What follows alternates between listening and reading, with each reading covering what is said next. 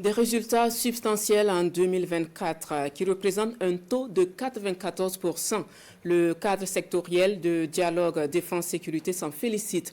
Les membres étaient en session ce jour à Ouagadougou pour évaluer la gestion de 2024 de ce secteur de planification et jeter du même coup un regard approfondi sur le rapport d'activité à mi-parcours de 2025.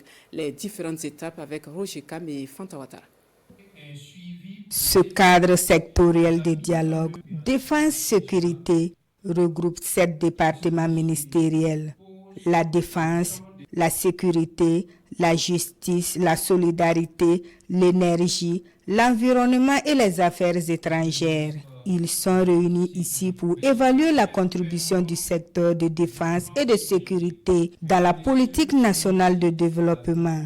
Le taux de couverture et de maîtrise du territoire national est estimé à environ 71%. 2022-2025, beaucoup de choses se sont passées. Il y a eu fortement une amélioration de la situation sécuritaire. En tout état de cause, je pense qu'à toute évaluation du ministère de la Défense, le taux de couverture de maîtrise de notre territoire est donné et vous allez remarquer que nous avons quitté un taux faible à un taux très élevé qui avoisine actuellement autour de 71%.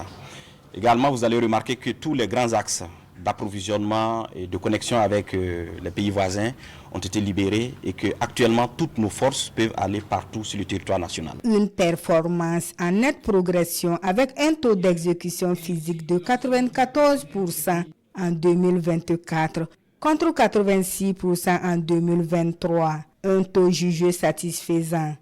Les opérations de reconquête se poursuivent et aucun mètre carré ne sera cédé aux ennemis de la nation, selon le ministre Sana. Dans la procédure de reconquête de notre territoire, vous allez voir que nous avons essentiellement 4 étapes. La première étape, c'est d'abord la reconquête, ça veut dire les grosses forces qui font la reconquête.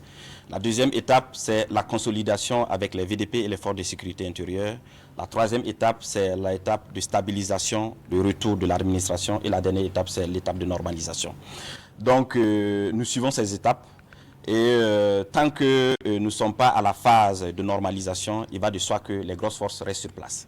Mais à un certain moment, il va de soi également qu'au niveau des forces de sécurité intérieure, qu'ils puissent prendre la relève et dégager les forces militaires pour davantage protéger nos frontières. Les contributions et recommandations de ces acteurs sont attendues pour enrichir le rapport sectoriel de performance à mi-parcours et le plan d'action sectoriel pour la stabilisation et le développement du Burkina Faso.